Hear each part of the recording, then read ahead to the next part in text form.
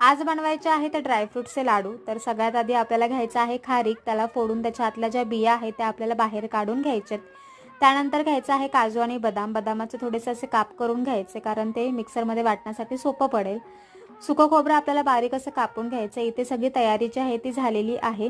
मिक्सरच्या भांड्यामध्ये आपल्याला खोबरं आणि खारीक जी आहे ती व्यवस्थित असं समप्रमाणामध्ये घेऊन बारीक वाटून घ्यायची आणि एका भांड्यामध्ये काढून घ्यायची। त्याच मिक्सरच्या भांड्यामध्ये काजू बदाम आणि खसखसची पावडर तयार करून घ्यायची। उपवासासाठी जर हे लाडू वापरणार असाल तर खसखस तुम्ही स्किप करू शकता। त्यानंतर साखर जी आहे ती चांगली वाटून घ्यायची, तुम्ही गुळाचा देखील वापर करू शकता।